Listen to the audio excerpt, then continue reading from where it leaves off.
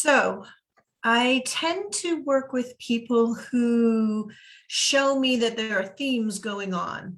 And recently, what's going on is that people will compromise their own self-worth, which then reduces their self-value. So let me ask you, are you somebody who compromises your self-worth? Which could be due to perfectionism. If you have this standard of excellence and then you end up overworking yourself and you might be experiencing burnout, but your standard of excellence will be met even if it costs you physically, emotionally, spiritually, any of those things. Maybe you're somebody who compromises your own self-value by staying so busy that you just don't have to think about it. Maybe your inner voice is telling you, that there's this negative self-talk that's devaluing who you truly, truly, wonderfully are. So all of these things, or like people pleasing, if you're a major giver and you will give of yourself so much that I say, take what you need, not more than what you need, give what you can, not more than what you have. But if you're compromising yourself to ensure someone else's success, is that really in the best interest of yourself and the person that you're giving to? So to increase your self-value, we've been talking about creating boundaries. And this is so hard for people. It is so hard because oftentimes we want to just be the easygoing one, or to, keep it simple, or I can just volunteer. Sure, I'll volunteer and do everything.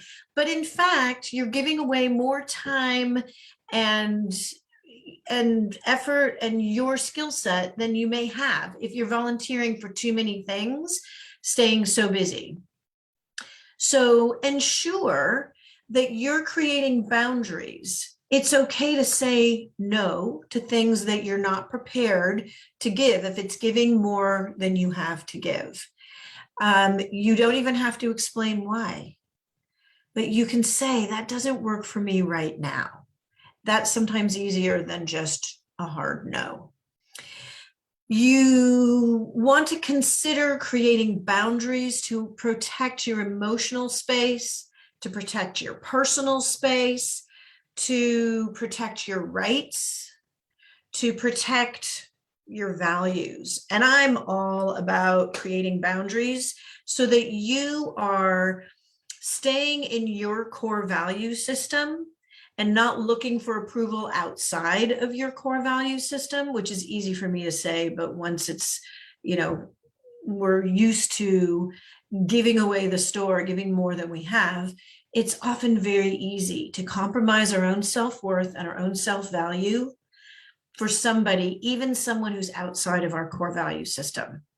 So if this is something that you'd like a little support with, go to relationshipping101.com, schedule some time on my calendar, and we'll talk about how to maintain and increase your value and your self-worth by creating boundaries in a really healthy way, which actually increases how much people respect you because they know that you're respecting yourself.